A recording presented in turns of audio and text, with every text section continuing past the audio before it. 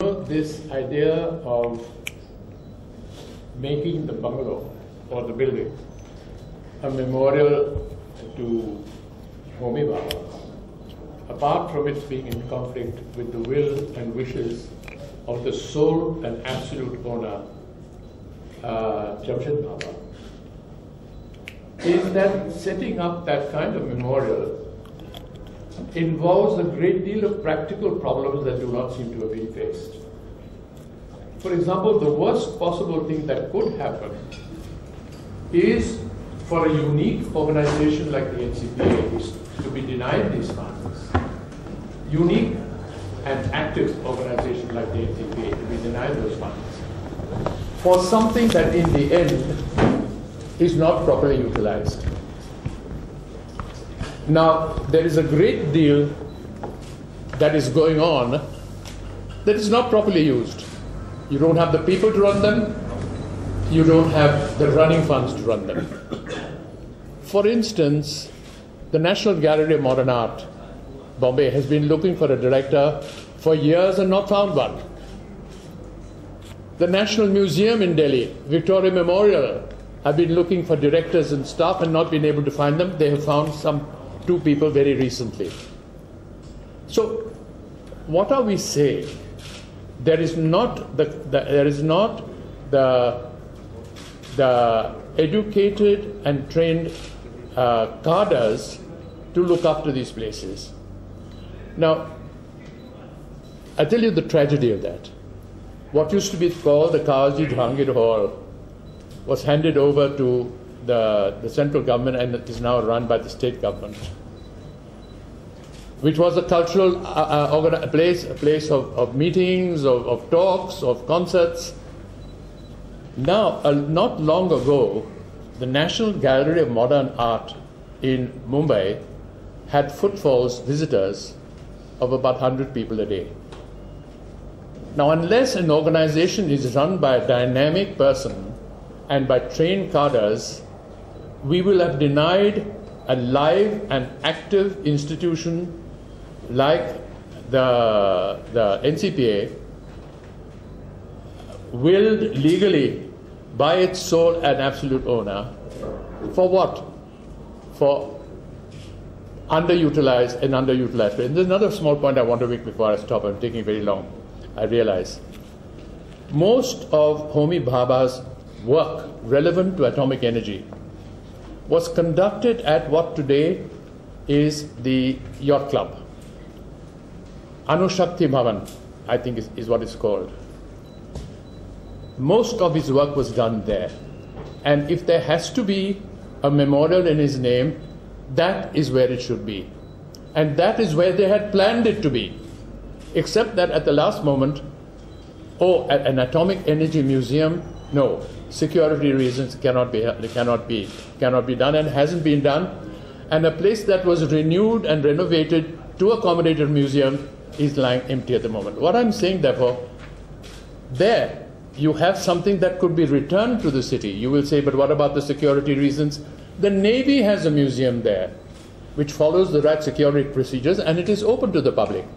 The same thing could be happen here. I could go on and on, but I will wait for questions that are relevant. The thing to add to what you just said is that the location of that is so central. Oh yes. What I was going to say is that in spite of the NGMA, National Gallery of Modern Art, being at more or less the hub of tourism and visitors, here, museum, 100 footfalls a day. A while ago. I didn't telephone them today to find out what the footfalls are today.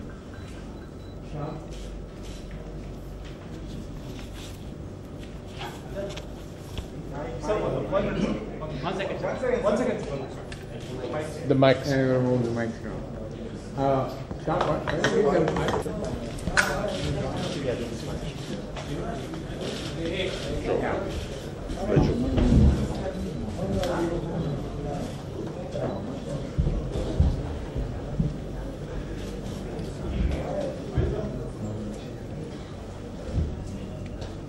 The National Center for Performing Arts is the most important cultural institution we have.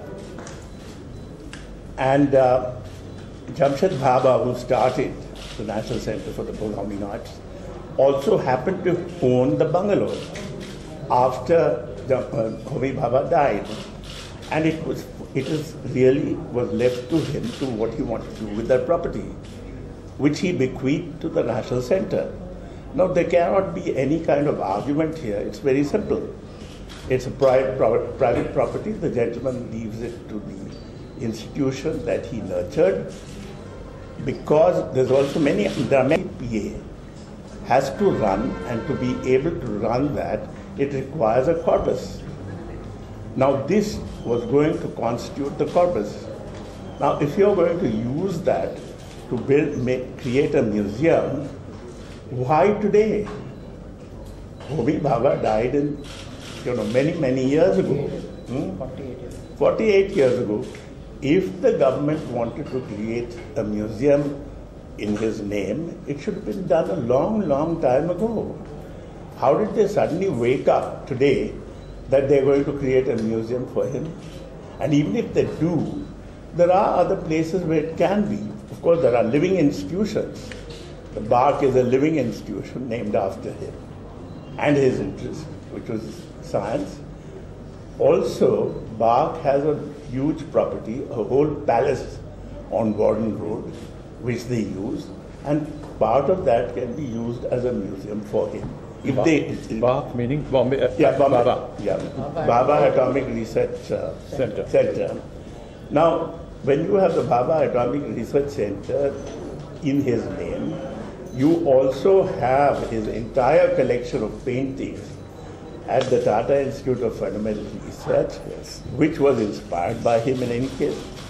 And then you can now have a museum, if you so desire, in the palace, which is at this moment in the control of Bhabha Atomic Research Center.